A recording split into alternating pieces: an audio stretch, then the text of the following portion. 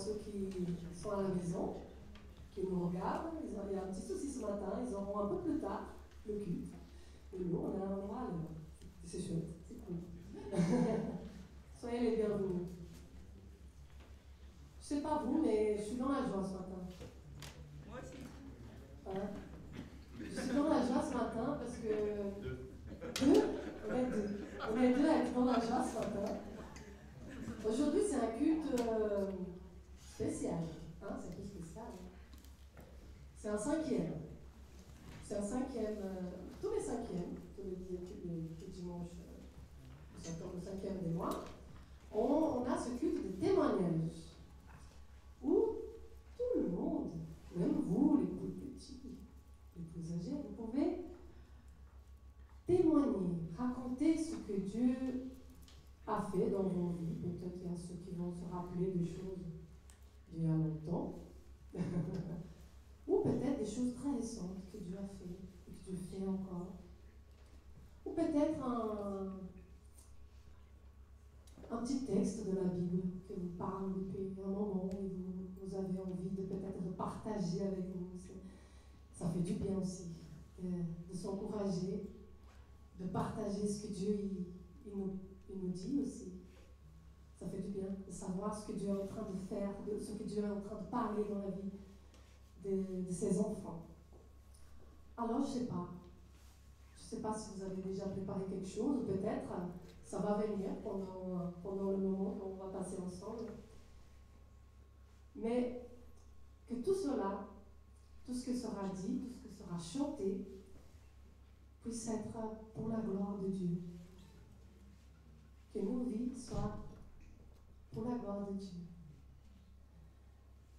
Et je vais commencer par lire ce psaume 103, psaume de David. Que tout mon être loue l'Éternel. Que tout ce que je suis loue le Dieu saint. Que tout mon être loue l'Éternel, sans oublier aucun de ses bienfaits. Des fois, on oublie vite. On peut oublier vite. Mais quand on s'arrête et on réfléchit, Dieu il nous montre. Tu te rappelles, Lydia, cette année-là, c'était pas facile. Je te guéris.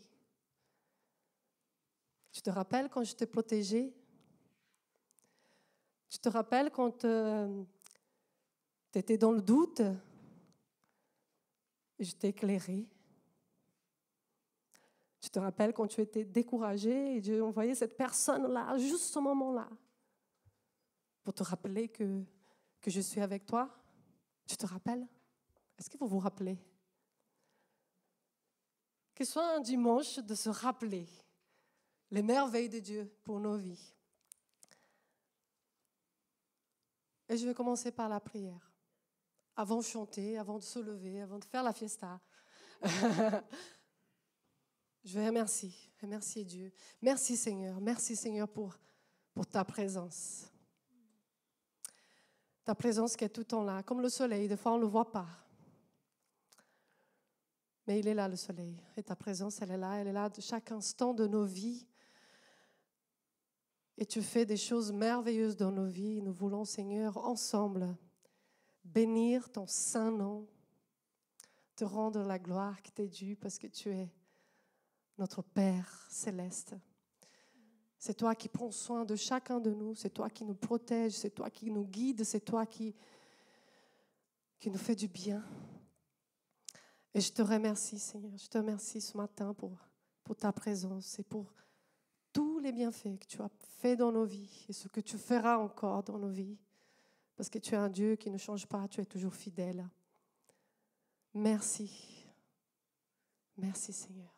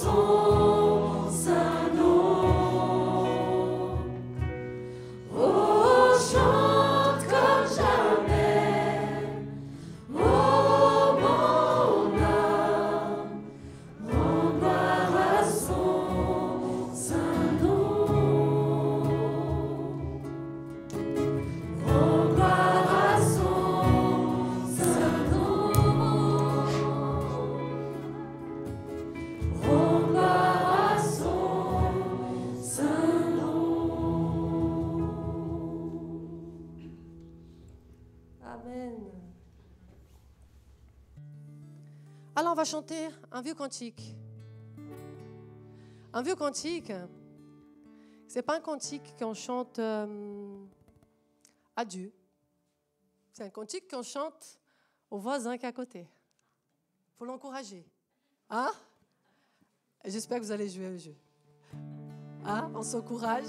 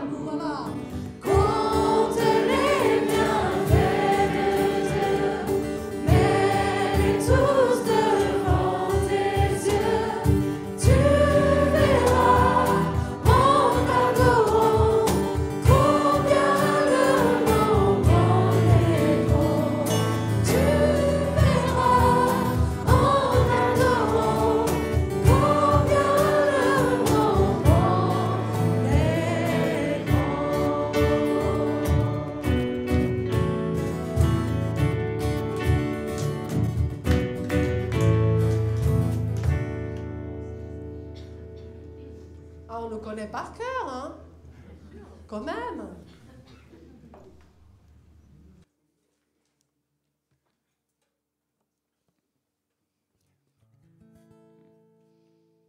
Tes bienfaits font naître en moi des chants de louange.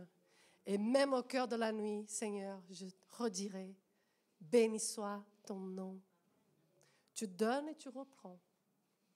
C'est pas n'importe quoi ce qu'on dit là. Tu donnes et tu reprends. Mais mon cœur choisit de dire, béni soit le nom de l'Éternel. Amen.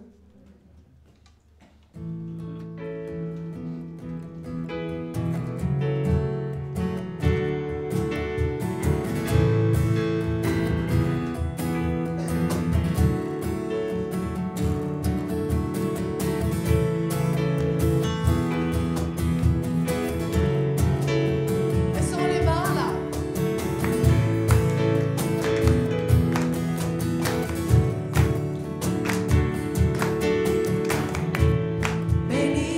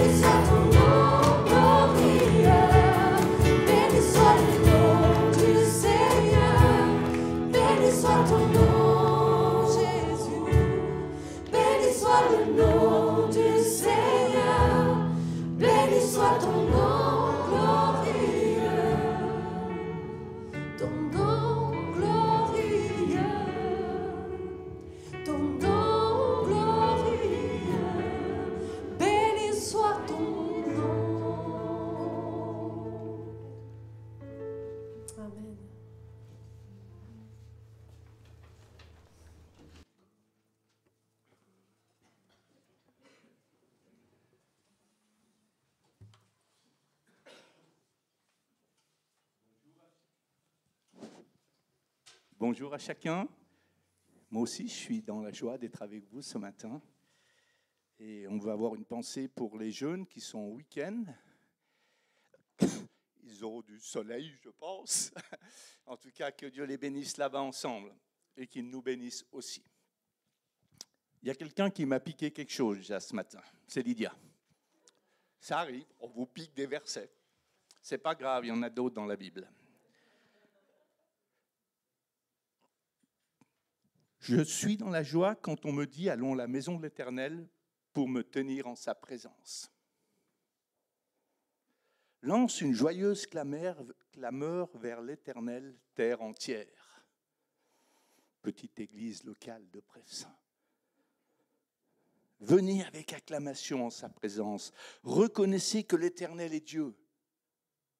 Entrez dans ses portes avec reconnaissance, dans ses parvis avec des louanges. Célébrez-le, bénissez son nom.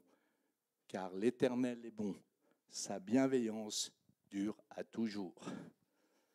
J'espère que c'est la disposition de votre cœur ce matin. Oh, pas que ce matin, tous les jours de la semaine.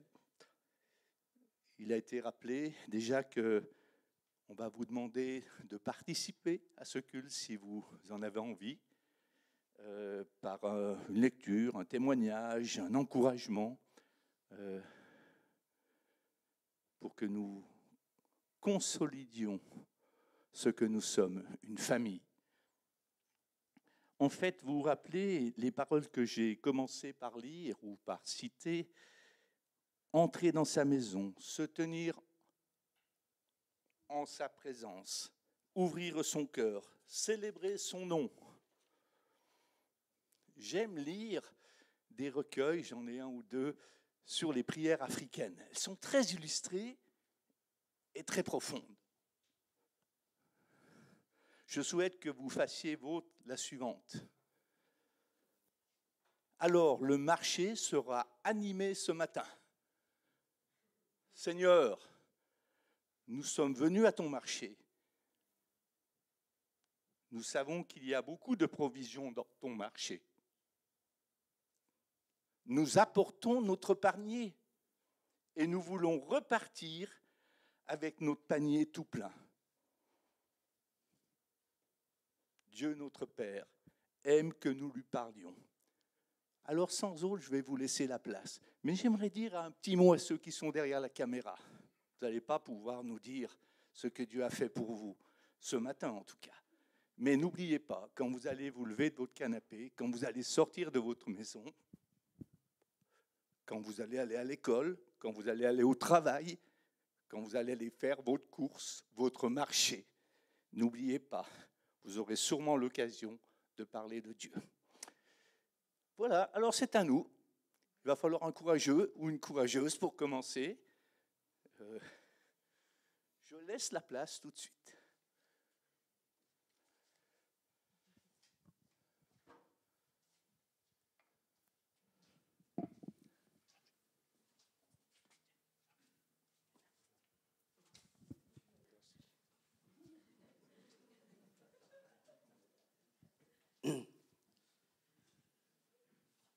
Mon témoignage ne sera pas de 2000 ans en arrière,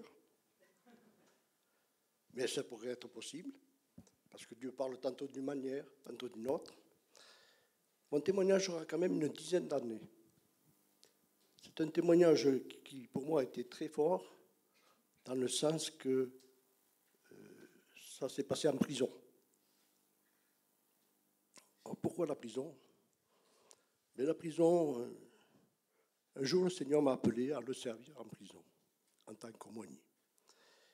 Et vous savez, la prison, je me rappelle une sœur qui disait, elle est toujours vivante, quand tu vas dans la prison, tu rentres dans l'antre du diable. Ce qui n'était pas faux en soi. Seulement, je n'y allais jamais tout seul. J'y allais avec Dieu. Alors, ce que je voudrais vous dire comme témoignage ce matin, c'est un témoignage qu'au départ, je n'ai pas vu, je n'ai pas réalisé, je l'ai appris plus tard.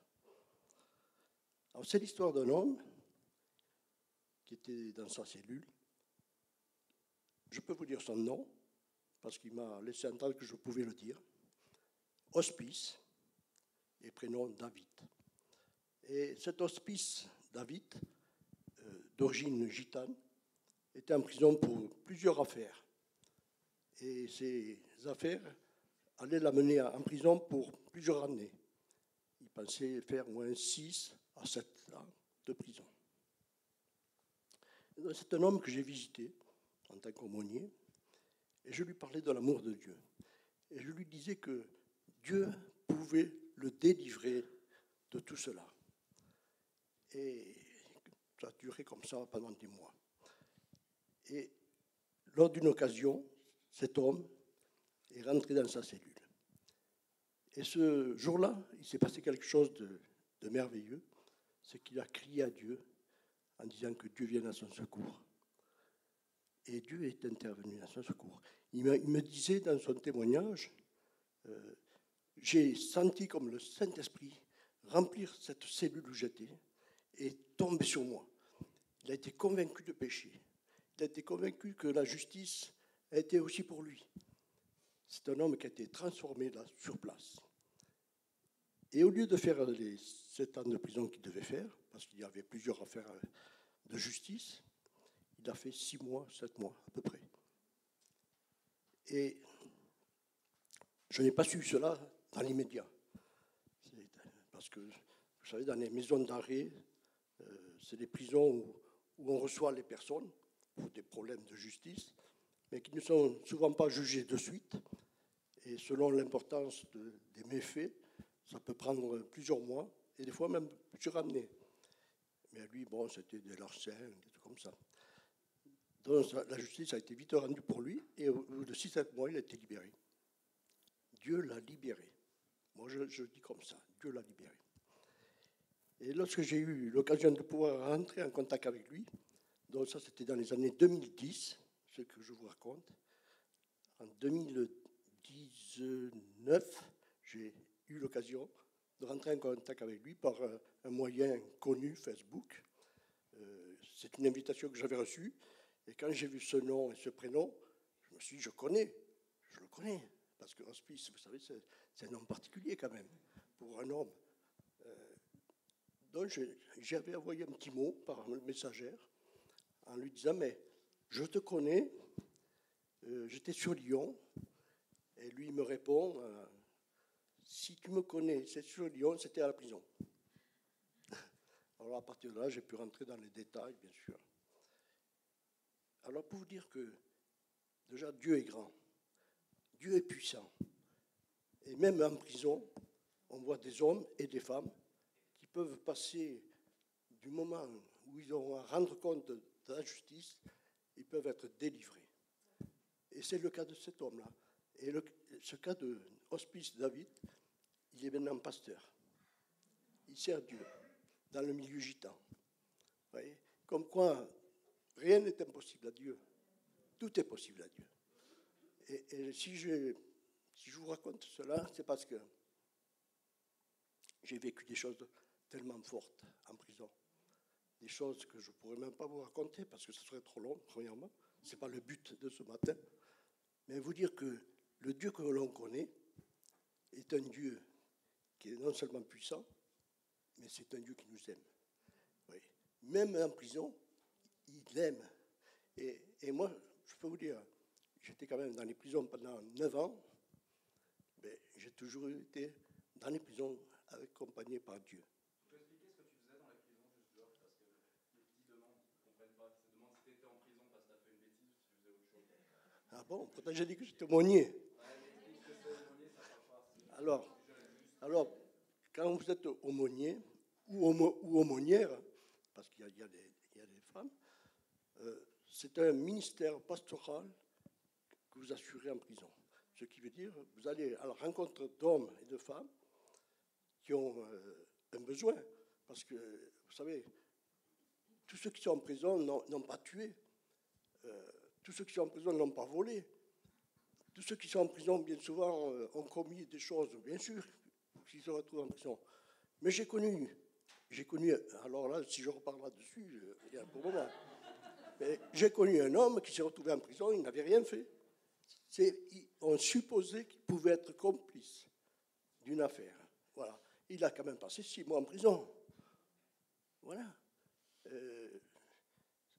Donc, l'amour de Dieu se manifeste et le rôle d'un aumônier, c'est d'aller leur parler de l'amour de Dieu. D'aller parler et dire que Dieu les aime, même malgré tout ce qu'ils ont pu faire. Parce que Dieu vient chercher les hommes, les femmes, qui se trouvent dans toutes sortes de situations. Par exemple, ici, ce matin, nous sommes là, tous. Mais qui n'a pas besoin de Dieu? Qui peut dire aujourd'hui, je n'ai pas besoin de Dieu? Vous allez me dire, mais je ne suis pas allé en prison. Mais tu es dans ta prison. Et être en prison, ça veut pas dire être enfermé entre 4 murs, c'est être enfermé sur soi-même. C'est ça. Moi, celui qui vous parle, il sait de quoi il parle. Moi, je me suis retrouvé enfermé sur moi-même. Et j'ai eu besoin que Dieu vienne et me libère. Voilà. Et c'est pour ça qu'un jour, j'ai dit, j'irai te servir en prison. Et c'est ce que j'ai pu faire pendant 9 ans. Et croyez-moi, je ne regrette pas ces 9 ans. Même si ça n'a pas toujours été facile. Mais Dieu est souverain. Dieu vous aime. Et Dieu veut encore accomplir des miracles au milieu de nous. Que son nom soit béni. Amen. J'espère que je n'ai pas été trop long. Merci pour ce témoignage. Heureusement qu'il y a des hommes et des femmes qui font ce genre de démarche dans des prisons, dans des squats, au bord d'un, je ne sais pas quoi, enfin, dans des endroits difficiles, perdus. Et le Seigneur veut aller aussi dans ces endroits et rencontrer les gens. Et puis, ça vous touche, parce qu'il n'y a pas besoin d'aller là. Vous avez besoin aussi, chacun, de faire connaître Dieu autour de vous. Et peut-être cette prière peut être un encouragement. En tout cas, j'ai envie de la dire pour moi. Aide-moi Jésus. Aide-moi Jésus à habiller mes yeux de bonté pour regarder tous les gens avec amitié. À habiller mes mains de paix pour donner du pardon sans compter. À habiller mes lèvres de rire pour offrir la joie au long de mes jours. Pour habiller mon cœur de prière, pour toujours me tourner vers toi. Qu'il en soit ainsi pour chacun de nous.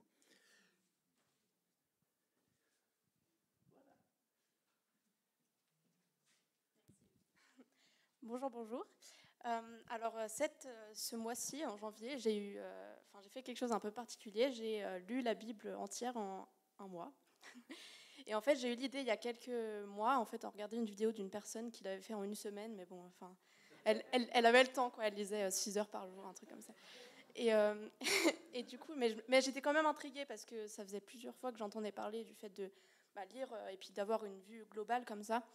Et du coup, je me disais non, mais franchement, je pourrais faire en un mois, mais bon, c'est long quand même. J'ai pas le temps. Et puis après, je suis tombée sur mon temps d'écran et je me suis dit ah ouais, en fait, j'ai le temps. Et du coup, voilà, ça m'a pris à peu près peut-être 1h30 par jour. Et c'est vrai que c'est assez long, mais bon, c'est juste pour moi. Je me suis dit j'aimerais bien faire ça une fois dans ma vie et vraiment de pouvoir voir la vue globale. Et c'est vrai que j'ai beaucoup appris. Et une des choses, c'était vraiment que voilà, dans toutes les parties de la Bible, on voit Jésus. Et que ce soit dans l'Ancien Testament, dans le Nouveau Testament, et c'était trop bien de voir que voilà, tout pointe à Jésus et à ce qu'il a fait pour nous. Et voilà, je voulais juste vous encourager je ne suis pas là pour dire oh, regardez ce que j'ai fait, waouh, c'est incroyable, mais juste pour vous encourager à lire la parole. Et il y a beaucoup de passages, et spécialement le psaume 119, qui parle du fait que David, quand il écrit ce psaume, il parle du fait qu'il aime la parole et de quelle manière elle est utile pour lui. Et voilà, je vous encourage déjà à lire ce psaume et à aussi lire la parole et à la méditer et à lire toutes les parties aussi, pas que le Nouveau Testament, pas que les parties qui nous touchent personnellement, mais vraiment tout. Donc voilà.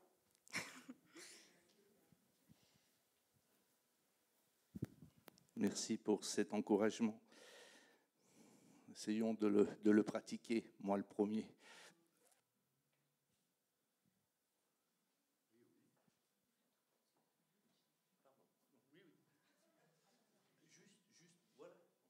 va y avoir de la place pour tout le monde. Voilà, si vous voulez. Bonjour à tous. J'espère que vous allez m'entendre. Bon, voilà. Si mon français est tordu, je m'excuse, mais j'espère que je serai au moins compréhensible. Bon, je viens témoigner parce que, franchement dit, il faut dire que Dieu fait des merveilles. Et, la recommandation que Jésus-Christ a donnée, il a dit « Allez dans toutes les nations et faites-en des disciples ». C'est-à-dire, nous devons évangéliser, amener des âmes au Seigneur. C'est ce que Jésus-Christ demande. Même quand il est venu, il a dit qu'il n'est pas venu pour les bien portants, mais pour les malades. Donc,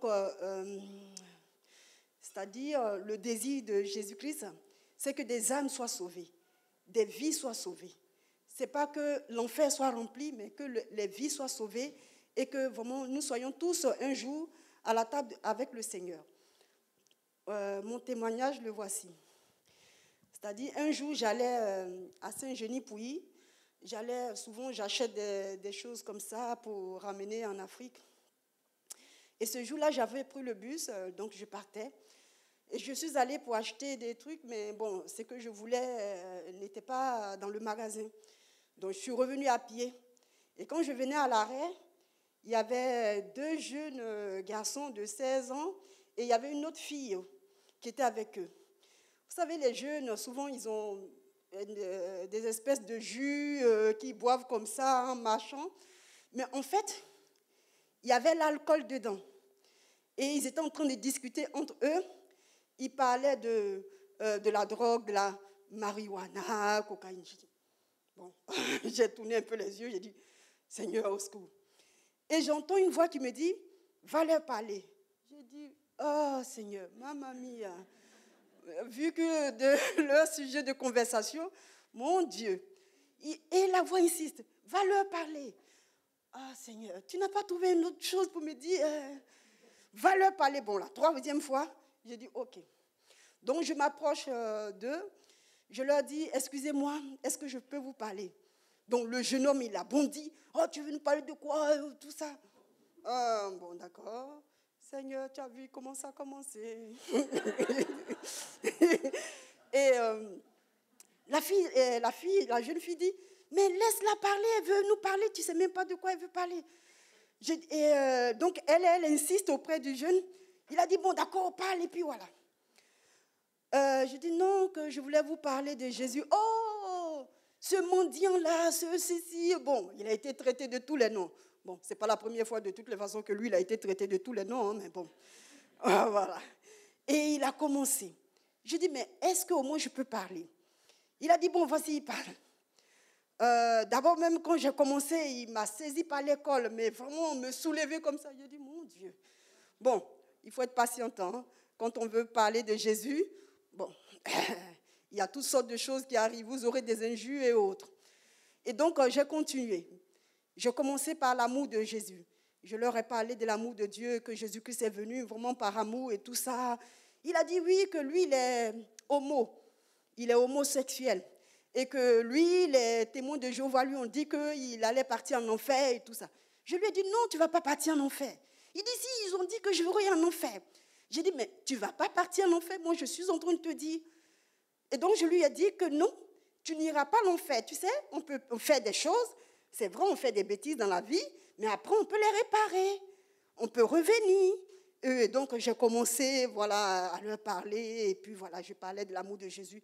Arrivé un moment, je vous assure que le jeune qui m'a saisi par l'école, qui m'a soulevé, au fur et à mesure que je parlais, mon Dieu, il s'est mis à pleurer. Il s'est mis à vraiment pleurer, il s'est engenoué après. J'ai dit, non, mais lève-toi. Il m'a saisi comme ça. Et mon bus qui arrivait. Je dis, mon Dieu, Seigneur, un jeune homme comme ça qui me saisit, mais si les amis de mon fils me voient, ils vont dire, mais elle fait quoi la maman de David? Regardez. Et donc, je lui ai commencé à lui parler. En fait, il y a des jeunes hommes, il y a des gens qui manquent d'amour. Ils manquent d'amour parce que, bon, ça dépend des familles. On ne leur a pas apporté l'amour. Ça a été dur dans leur famille. Ils n'ont pas reçu quelque chose. Donc, franchement dit, quand je lui ai parlé de l'amour de Jésus et que voilà, Jésus est venu non pas pour blâmer, parce que lui-même, il a dit dans Ésaïe 61 qu'il est venu pour libérer les captifs et délivrer les opprimés. Donc, le problème, c'est qu'il faut que ces gens-là soient délivrés. Il faut qu'on leur parle. C'est vrai, même dans les lycées au jour d'aujourd'hui, il y a plein de choses. Mais c'est que Dieu nous donne la sagesse de vraiment de savoir parler de lui, de comment parler de lui pour que les gens puissent nous écouter. Voilà. Et la deuxième chose, c'était un jour, je passais et j'ai vu un SDF. Et le gars, toujours, il buvait. Et il demandait des sous. Et donc, toujours, je passe et je repasse. Je dis dans mon cœur, non, après, je vais lui parler. Je passe et je repasse. Non, après, je vais lui parler. Et puis, un jour, j'arrive là, à côté des containers où on met les habits, voilà, pour le... je ne sais pas comment ils appellent ça. Oui, merci. Et donc, j'arrive là, le monsieur, il était assis. Je lui ai dit, je peux te parler? Il dit oui. Je lui ai dit, mais tu fais quoi là? J'ai commencé à discuter avec lui, mais pourquoi tu es assis là et ta femme, tu n'as pas de femme? Il dit non, voilà, à cause de la boisson, je me suis mariée 3 fois et vraiment, j'ai divorcé 3 fois. Ok, bon, c'est pas grave. Mais tu fais quoi là? Mais oui, on ne va pas blâmer les gens. Je ne suis pas Dieu, je ne suis pas là pour juger. Moi, je veux amener quelqu'un au Seigneur. Si je commence à le blâmer, eh ben, on ne va pas arriver. Moi-même, je suis pécheresse aussi. Donc, voilà, nous tous, on cherche le salut pour aller au ciel. Donc, je lui dis, OK. Mais il dit, non, Jésus, moi, je suis musulman. Je dis, non, mais écoute-moi au moins. Et j'ai commencé à lui parler. Il dit, mais ton Jésus dont tu me parles là, on dirait que c'est différent, hein, comme on m'avait dit. J'ai dit, mais comment ça? Il dit, mais tu parles de Jésus vraiment, c'est avec amour. Et donc, on a commencé à parler. Et puis, je lui ai dit, écoute, tu peux arrêter la boisson. Mais seulement, tu vois, souvent, il y a ceux qui fument. Ils disent que la cigarette, c'est... oh oui, la cigarette, ce n'est rien et tout ça. Mais je lui ai dit, mais tu sais, la cigarette, elle est toute petite, mais elle te tient captif. Parce que le problème, c'est quoi? Elle est petite, on peut l'écraser, ils arrivent à écraser, jeter. Mais ils n'arrivent pas à délaisser. Le matin, ils ont envie encore. Je lui ai dit, mais il y a quelque chose derrière qui attire les gens, qui les attire. Ça peut être un esprit. C'est comme la boisson qui attire. À chaque fois, tu as envie de boire. À chaque fois, tu as envie de boire. Donc, il faut que tu arrives à arrêter. Et donc, je lui ai demandé, est-ce que je peux prier pour toi? Il a dit oui. Donc, je pose la main, je commence à prier. Et je vous assure que quand j'ai commencé à prier sur la route, j'ai prié, le monsieur il a commencé à pleurer.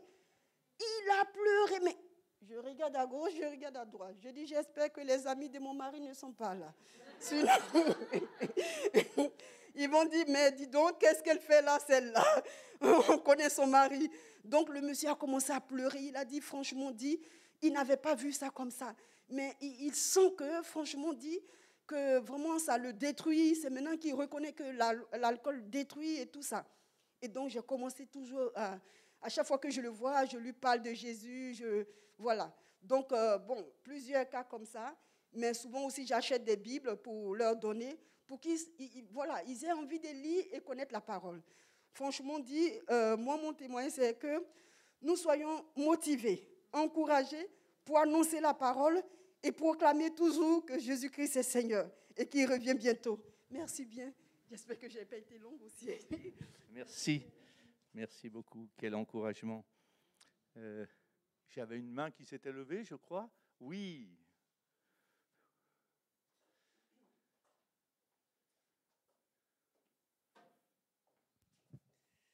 Merci pour ce témoignage qui fait un petit peu écho à celui que je vais donner. Ce qui fait que je viens devant vous, c'est par rapport à Henri, il est là, oui. Henri, dimanche dernier, il a fait un message et il a terminé en disant, je reformule, mes amis, l'action c'est maintenant, ne remets pas à demain. C'était un peu dans cet ordre-là. Il a fini par ça. Et lors de la dernière cellule, j'ai aussi rendu un témoignage et tout ça se réunit. Alors ça remonte à une petite dizaine d'années, à peu près. Donc, je faisais une activité loisir, on était un groupe, et il y avait un homme qui faisait très jovial, très nounours, très bon vivant, quelqu'un qu'on avait envie d'aller dans ses bras comme ça. Et à un moment, cet homme, il est tombé malade, il est hospitalisé, cancer du larynx, je ne sais plus quoi, et Dieu me dit, il faut que tu ailles parler à cet homme, il faut que tu le rendes visite à l'hôpital. Jenny Samar.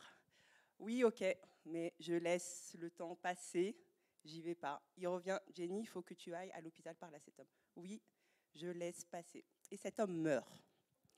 Là, ça fait un petit choc. Alors je me suis dit, bon, le Seigneur, il a fait son boulot, ce qu'il avait à faire, mais moi, je n'ai pas fait ma part et je me suis sentie hyper mal.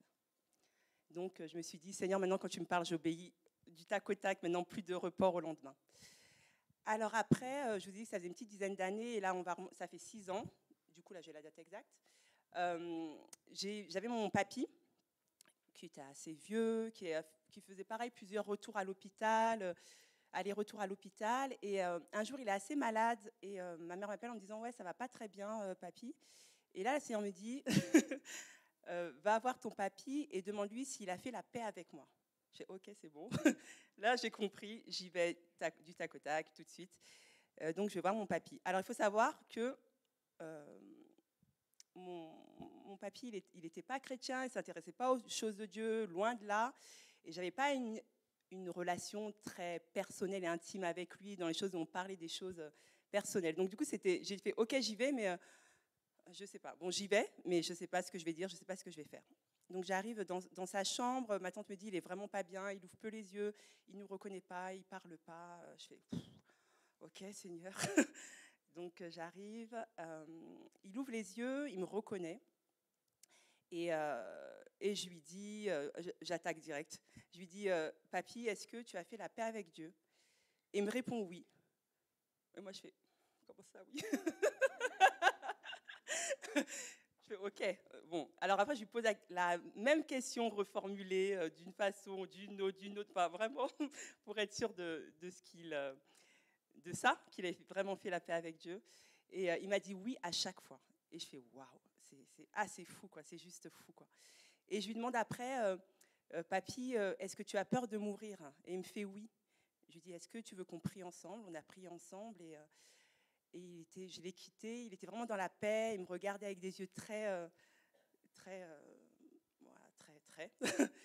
Et il m'a même fait un petit geste de la main avec toute sa faiblesse.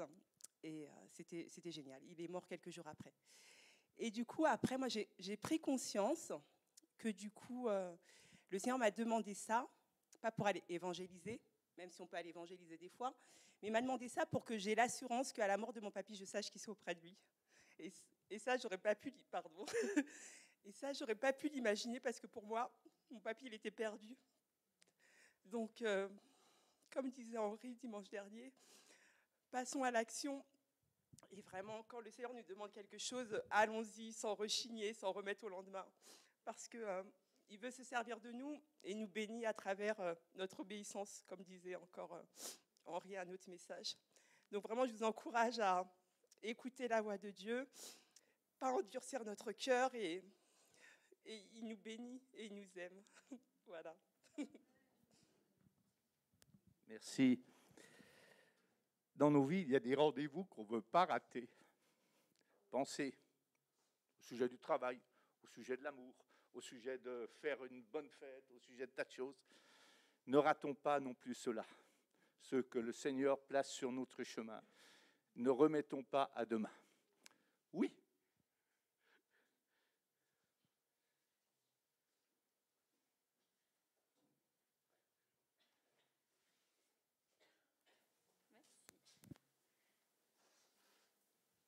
Bonjour à tous.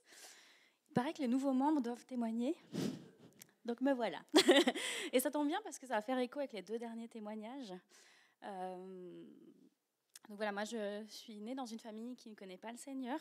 J'ai été baptisée bébé dans une église catholique parce que c'était la tradition, parce qu'il fallait le faire au cas où il arrive quelque chose. Mais ça n'allait pas plus loin, en fait, en termes de cheminement dans ma famille. Et puis voilà. Et toute petite, on avait des voisins au-dessus de chez nous. C'était un pasteur et sa femme et leurs enfants. Leur fille est née à 4 jours de moins que moi. Donc je vous laisse deviner qu'on allait souvent jouer ensemble. On est devenues très bonnes amies. C'est ma meilleure amie d'enfance en fait. Et ce couple avait à cœur d'inviter régulièrement, genre un mercredi par mois par là, les enfants du quartier. Et on faisait un gros après-midi où ils nous parlaient de Dieu, on chantait des chants, on avait un gros goûter, c'était chouette. Et puis voilà, donc à chaque fois j'y allais. Par la suite, ils ont commencé à m'inviter de temps en temps à aller au caté, dans leur église. Quand il y avait la fête de Noël, en général, ce qu'ils faisaient, c'est qu'ils m'invitaient à dormir chez eux ce week-end-là pour pouvoir être sûr de pouvoir m'emmener en fait à la fête de Noël. Bon, après, mes parents n'étaient pas contre que j'aille à la fête de Noël, mais voilà, ils s'arrangeaient toujours pour que je puisse être présente à cette fête de Noël. Donc tous les ans, j'y allais à la fête de Noël. Et puis voilà, les années passées, ils ont déménagé. Ils étaient toujours dans la même ville, mais à l'autre bout de la ville. Donc ce qui fait qu'avec mon amie, donc je vais la nommer, ce sera plus facile. Mélissa s'est retrouvée dans une autre école, donc on était on se voyait presque plus. Mais on se voyait de temps en temps quand même, on faisait des après-midi jeux, voilà. Et puis, arrivé au collège, on s'est retrouvés dans le même collège, donc de nouveau, on a recommencé à vraiment se voir régulièrement, vraiment tisser encore plus de liens forts entre nous. Et puis, vers la fin de collège, l'adolescence, j'étais pas très très bien dans ma peau, et je me suis un peu laissée influencée par une fille qui avait des penchants un peu satanistes, un peu. En tout cas, elle était complètement anti-Dieu. Voilà, et je me suis laissée un peu influencer. J'ai commencé un peu à pas être très joyeuse. Je me souviens qu'une réunion parents-prof, la prof de maths avait dit à ma mère, je sais pas ce qui arrive à votre fille cette année, mais elle sourit plus comme avant, quoi. Donc ça se voyait qu'il y avait quelque chose qui n'allait pas. Et puis à mes 15 ans, Mélissa savait que je voulais absolument apprendre à jouer de la guitare. Donc, je pense qu'elle a discuté avec son papa, et son papa, qui joue de la guitare, du piano, enfin plein d'instruments, m'a proposé de me donner des cours de guitare gratuitement. Mais par contre, voilà, il était désolé, mais lui, il savait jouer que des cantiques. Donc, il fallait que j'apprenne sur des cantiques. Je vous laisse deviner la suite. Bon, au final, après, j'ai appris qu'il savait jouer du Brassens, tout ça, hein, si jamais. Et donc voilà, tous les mercredis après-midi, j'avais mon petit cours de guitare sur un cantique. Et puis voilà, au fur et à mesure, on changeait de cantique, plus le niveau montait et on changeait de chant. Et donc du coup, voilà, je lisais les paroles forcément de ces chants en apprenant à les jouer. Et puis au bout d'un moment, voilà, le pasteur m'a dit, écoute, au groupe de jeunes, ils auraient bien besoin d'une guitariste quand même. Ça serait bien que tu viennes au groupe de jeunes. Donc voilà, j'ai commencé à aller au groupe de jeunes. C'était assez rigolo parce que mes parents, qui étaient un peu méfiants du coup par rapport à cette église évangélique, ne connaissant pas tellement le milieu, tous les samedis, quand je mettais mes chaussures pour aller au groupe de jeunes, ma maman venait me voir et me disait, mais tu sais, on te force pas, si tu veux pas aller au groupe de jeunes, vraiment on te force pas. Sauf que moi, j'avais vraiment envie d'y aller en fait. Et je me rendais pas compte, mais petit à petit, le Seigneur faisait un peu un travail sur moi. Et puis voilà, arrivée au lycée, j'étais toujours dans le même lycée que Mélissa. On n'était pas forcément dans la même classe, donc c'est vrai qu'on traînait un peu chacune avec les camarades de classe. Et quand j'avais 17 ans, il y a eu un gros clash avec les personnes avec qui je traînais à l'époque. Et du coup, j'étais complètement rejetée. Enfin, je me suis retrouvée vraiment toute seule. Mais pas vraiment toute seule, parce que Mélissa était pas loin. Et Mélissa m'a dit, mais écoute, voilà, reste pas toute seule, viens avec nous. Et puis on a commencé un peu plus à parler de Dieu, finalement, à ce moment-là. Et dans les mêmes temps, au groupe des jeunes de l'église, on avait reçu un autre groupe de jeunes d'une autre église à Saint-Étienne. Et puis, en fait, j'ai réalisé sur ce week-end-là que les jeunes de mon église et les jeunes de cette église, ils étaient normaux. Ils avaient juste ce truc en plus, c'était Dieu. Donc voilà, ce week-end-là, j'ai donné ma vie au Seigneur. Et ouais, depuis, c'est rien à voir. Je suis beaucoup plus souriante qu'avant. J'ai vraiment retrouvé... Je sens vraiment que le Seigneur a fait un gros travail en moi. Et je sais qu'il m'a choisi pour le servir au travers de la louange, au travers de mon travail et dans ma famille. Famille qui n'est pas très très drôle parce qu'il y a vraiment beaucoup de conflits et moi je suis au milieu de tout le monde. Et je sais que le Seigneur, il veut vraiment m'utiliser comme lien au milieu de tout le monde. Donc voilà, quand j'entends le témoignage de Jenny, ça m'encourage encore plus à continuer à prier pour ma famille, pour qu'ils puissent le connaître et surtout qu'ils puissent s'aimer les uns les autres. Juste ça, minimum. Et puis voilà, le témoignage d'avant, ça aussi m'amène à vous dire qu'il ne faut pas lâcher l'évangélisation, ça porte du fruit. On ne voit pas toujours le fruit de ce qu'on sème, mais vraiment, ça porte du fruit. Donc moi, je vous encourage à ne pas hésiter à parler de Dieu autour de vous, à prier pour des personnes en particulier qui ne connaissent pas le Seigneur, parce que parce que le Seigneur vient les chercher dans des toutes petites choses. Moi, il est venu me chercher dans des partitions de guitare. Donc voilà, juste, je vous encourage à tout ça.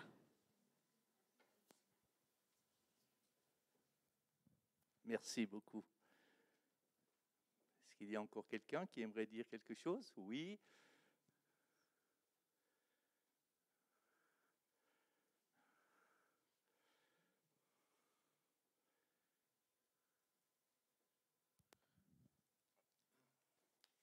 Bonjour à tous. Je vais vous raconter 2 témoignages.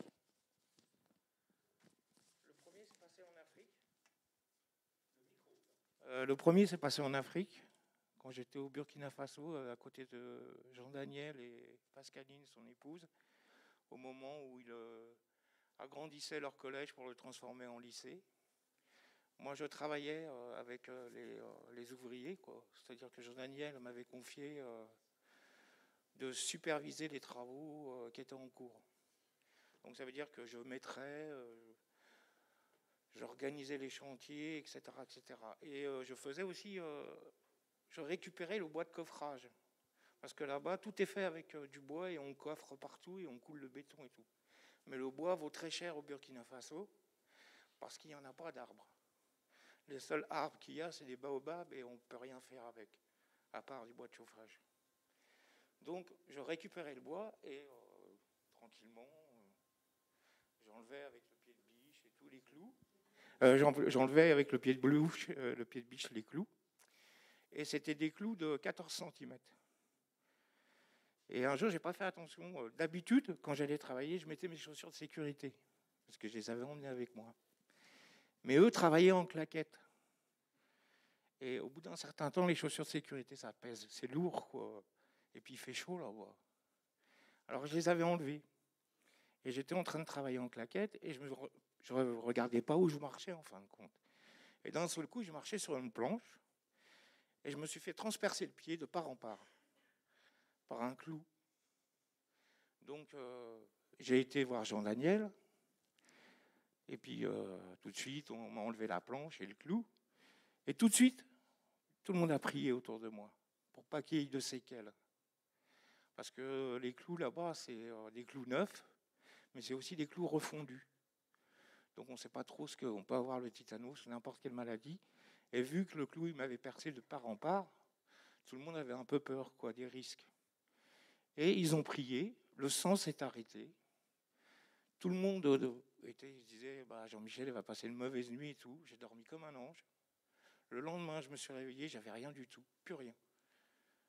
Il n'y avait plus que les trous. Et après, quand le médecin, 2 jours après, ils ont fait venir le médecin, il est venu. Tac, tac, il a regardé mon pied et tout, et il n'a pas compris, quoi. Il a dit, normalement, où vous êtes planté le pied, il y a des centres nerveux, il y a tout. Normalement, vous auriez dû avoir un handicap, quoi. Bon, j'ai dit, merci Seigneur, la prière est puissante. Une semaine après, c'est l'autre pied. Mais là, le clou, il n'a pas transpercé. Il est rentré dans le pouce. Et là, ça m'avait fait mal. Là, j'avais mal. Là. Mais je disais trop rien, quoi. Et le dimanche, le culte arrive. Et je me souviendrai toujours. Ça a été instantané. Mais instantané. Celui qui faisait la Sainte Seine s'appelait Joseph. Et Joseph a pris la Sainte Seine, et en prenant la Sainte Seine, a eu une parole prophétique. Il a dit, ceux qui vont prendre cette Sainte Seine seront guéris de tous leurs maux. Et quand j'ai pris la Sainte Seine avec eux, alors là-bas c'est du pain et de la grenadine, parce qu'il n'y a pas de vin. Donc, comme quoi, vous voyez les symboles, il faut faire très très attention. À partir du moment où j'ai pris la Sainte Seine, la douleur que j'avais au pied est partie automatiquement. Je n'ai plus rien senti. Et j'ai été suivi par le médecin pendant à peu près, il est venu 2-3 fois pour voir si mes pieds allaient bien. Et lui-même était étonné que je n'ai aucune séquelle à aucun de mes 2 pieds. Ça, c'est le premier témoignage que je voulais vous rendre. Et le deuxième témoignage, il est dans la parole de Dieu. je voudrais dire merci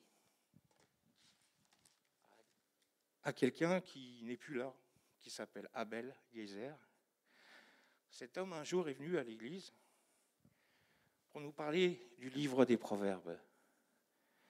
Et il nous a dit, vous savez, le livre des Proverbes, c'est 31 chapitres. Chaque jour, vous pouvez lire une page entière des Proverbes. Et ça pendant tout le mois. C'est une idée qu'il a lancée comme ça. Ben moi, j'ai pris cette idée. Je l'ai saisie. Et depuis que le jour où Abel a dit ça, je lis le livre des Proverbes tous les mois. Et je ne veux pas dire que j'ai tout compris. Parce qu'aujourd'hui même, il y a des proverbes qui me restent flous. Mais dans les temps qu'on vit, il y a quand même une chose qu'il ne faut pas oublier, c'est que la parole de Dieu est prophétique. Prophétique et vérité. Et au Proverbe 30, au verset 11, il est dit « Il est une race qui maudit son père et qui ne bénit point sa mère. Il est une race qui se croit pure et qui n'est pas lavée de sa souillure. Il est une race dont les yeux sont hautains et les paupières élevées.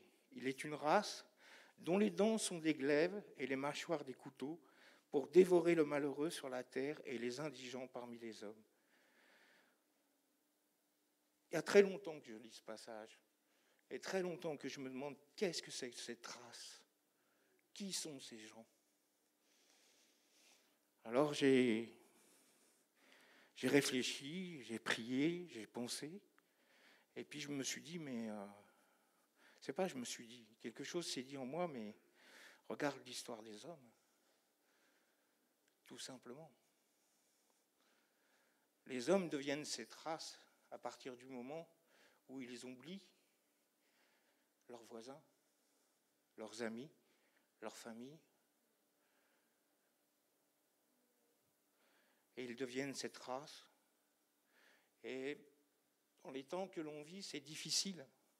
Le complotisme, machin, tout ça, tout ce qu'on entend, etc., etc. Mais je pense qu'au travers de ce texte, Dieu nous parle et nous prévient de faire attention aux temps qui viennent, à distinguer et à discerner. N'oubliez pas que l'Esprit Saint, un des dons de l'Esprit Saint, c'est le discernement des esprits purs et impurs. Alors vous avez ça. Quand vous êtes face à une masse de gens ou à des gens qui vous disent des choses, prenez la Bible et regardez ce qu'elle dit, elle. Comment elle nomme ces gens, ou comment elle les appelle. Et la vérité de ce verset, je l'ai trouvé dans le Proverbe 19, au verset 3. En fin de compte, ces gens, ceux qui ont la folie de l'homme pervertit sa voix, et c'est contre l'Éternel que son cœur s'irrite. Et c'est la vérité. Un jour, j'avais rencontré un prêtre charismatique. On parlait de la Shoah tous les deux. Et il me disait, mais c'est bizarre que les chrétiens n'aient pas réagi à ce moment-là. Parce qu'ils n'avaient pas compris qu'ils ont été greffés sur l'olivier franc. Et si tu coupes l'olivier, il n'y a plus rien. Alors la prochaine fois, je pense qu'il faut qu'on fasse attention dans les temps qui viennent à tout ce que l'on nous dit, à tout ce que l'on nous montre, et à tout ce que vous voudrez nous faire gober.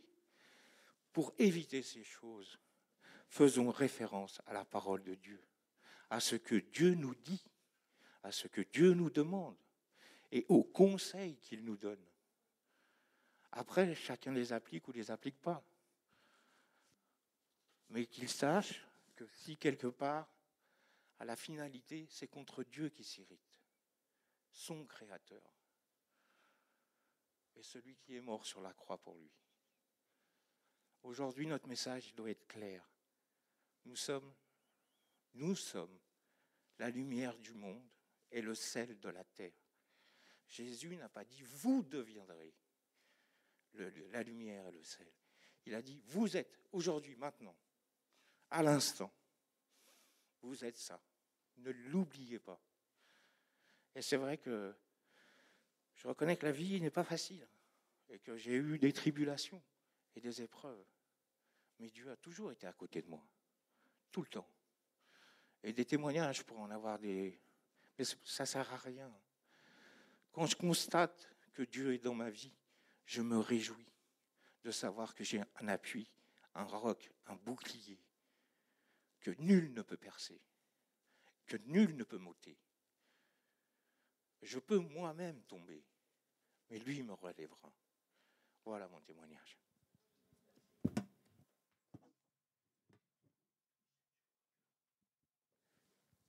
Merci pour ce témoignage. Le temps passe. Les 5e dimanches, il y en a 3 ou 4, ça dépend des années, mais en général 4, je crois, on arrive. Donc, en tout cas, il faudra déjà penser dans votre tête au prochain. N'oubliez pas d'inscrire dès cet après-midi. Si par hasard vous n'êtes pas levé, prenez la place la prochaine fois très vite. Mais je crois qu'on a entendu beaucoup de choses aujourd'hui. Vous savez, j'avais un témoignage, je ne vais pas vous le faire, qui m'a été inspiré par le message dernier. On a été beaucoup inspiré par le message d'Henri dernièrement. Repasser ces choses dans la tête. Et je les ai repassées. Et je suis arrivé au mois de mai 1968. Je vous en parlerai un autre jour. Et puis ce matin, tous les témoignages allaient un peu dans le même sens. Ils parlaient beaucoup de donner, de recevoir, mais quand on reçoit, il y a quelqu'un qui donne. Et j'aimerais, avant qu'on prenne après un dernier chant de bénédiction les uns pour les autres, j'aimerais encore vous lire un passage qui doit nous inspirer, je pense, qui doit nous encourager, qui doit nous interpeller pour faire au mieux pour Dieu. Ce passage, il s'appelle « Donner ». Je vais aussi enlever mon masque. On peut donner à celui qui réclame, on peut aussi donner à celui qui ne réclame rien. On peut donner en espérant recevoir. On peut aussi donner sans rien espérer en retour. On peut donner ce qui nous gêne. On peut aussi donner ce qui nous est utile. On peut donner ce qui humilie l'autre. On peut aussi donner ce qui l'élève. On peut donner pour être vu. On peut aussi donner sans être vu. On peut donner pour s'imposer. On peut aussi donner pour servir. On peut donner par orgueil, par habitude, par lâcheté. On peut aussi donner par amour. On peut donner pour le plaisir de donner. On peut aussi se donner soi-même, à l'exemple de Jésus. Eh bien, qu'il en soit ainsi dans chacune de nos vies, dans les moments, les heures qui vont se dérouler devant nous dans les prochains jours, et qu'on puisse être vraiment, vraiment ce sel de la terre dont il a été question aussi, cette lumière du monde, tout simplement cet amour que le Christ nous donne. Pour terminer ce moment, je vous invite à chanter. Ce matin, il y avait des chants prévus. Je remercie la louange. Ils avaient prévu des chants pour que vous nous accompagniez. Voilà, on a eu d'autres paroles que les chants qu'ils avaient prévus, mais on veut terminer avec un. Et c'est une bénédiction. Je pense que l'idée de cette bénédiction, c'est de la recevoir, bien sûr. Elle nous est adressée à chacun, mais c'est aussi de la donner. Donc, faites-le dans cet esprit de de reconnaissance. Que l'Éternel te bénisse et qu'il te garde, qu'il fasse luire sa grâce sur toi, qu'il te donne sa paix.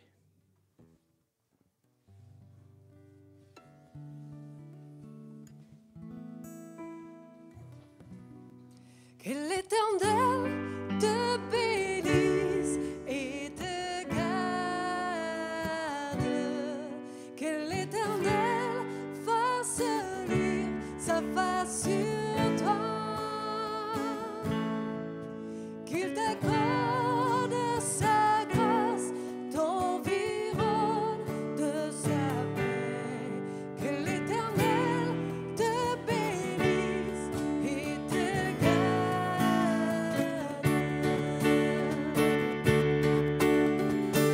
Dieu marche devant toi, il a fait avec toi une alliance éternelle. Son secours ne manque pas et pendant le combat, tes forces il renouvelle.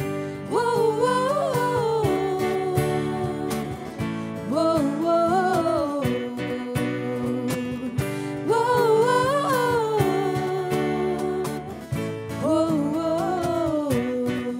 Que l'Éternel te bénisse et te garde. Que l'Éternel fasse luire sa face sur toi. Qu'il t'accorde sa grâce, t'environne de sa paix. Que l'Éternel te bénisse et te garde.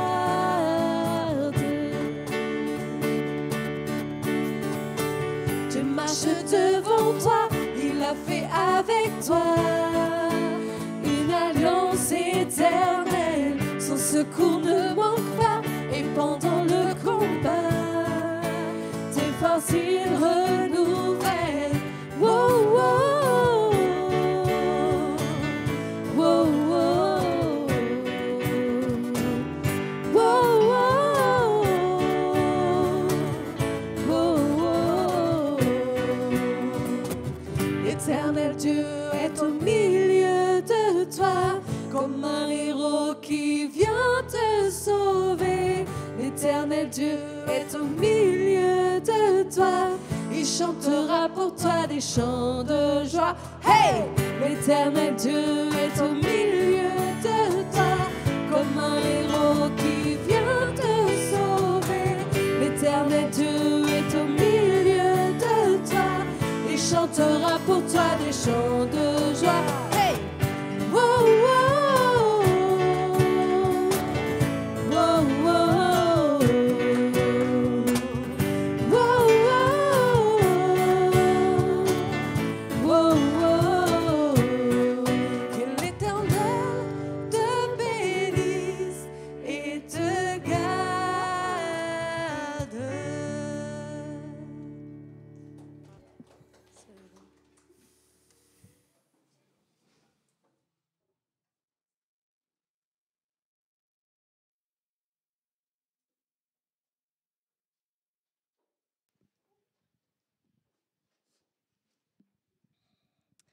Merci à vous pour ce culte vraiment, vraiment chouette. Merci pour ces témoignages. J'aime bien les cultes de 5e dimanche. C'est toujours très, très encourageant, très inspirant. Enfin, voilà. Merci beaucoup. Alors, les annonces pour cette semaine et les semaines qui suivent. Donc, lundi 31 à 14h, il y a le Femmes Club. Alors, pour ceux qui ne connaissent pas, le Femmes Club, c'est une rencontre entre femmes, comme son nom l'indique. Et ça se passe à 14h à l'église. Donc, si vous êtes disponible, que vous pouvez venir voir. Ça n'engage à rien. Les femmes sont très accueillantes, donc n'hésitez pas.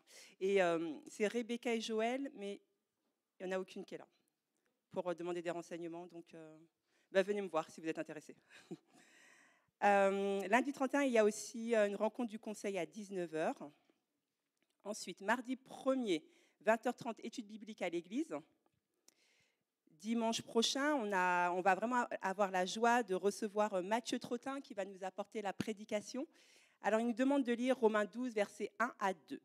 Voilà, pour préparer ce message. Romains 12, versets 1 à 2. Voilà, vendredi 11 février, à 20h, réunion de prière en commun au temple de Ferney-Voltaire. C'est une réunion de prière en commun par la pastorale du Pays de Gex. Mardi 15 février, je vous rappelle qu'à 20h, il y aura l'Assemblée générale extraordinaire. Mardi 15 à 20h. Samedi 19 février, on a un concert à 20h30 à l'église de David Richen. Donc, venez nombreux pour ce beau moment. Et pour le club d'été, les inscriptions sont ouvertes sur le site de l'église. C'est pour les enfants de 7 à 14 ans. Voilou. Alors, toujours le petit rappel des mesures sanitaires, le masque à l'intérieur. Ah oui, c'est vrai. Donc, le club d'enfants qui était prévu. Oui, qui aurait dû avoir lieu samedi matin prochain a été annulé pour des mesures sanitaires. Merci, Pierrick. Et donc, mesures sanitaires, masque à l'intérieur, masque à l'extérieur. Merci d'y penser.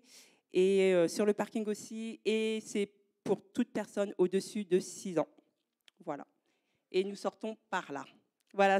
Que Dieu nous bénisse et nous garde. Bon dimanche.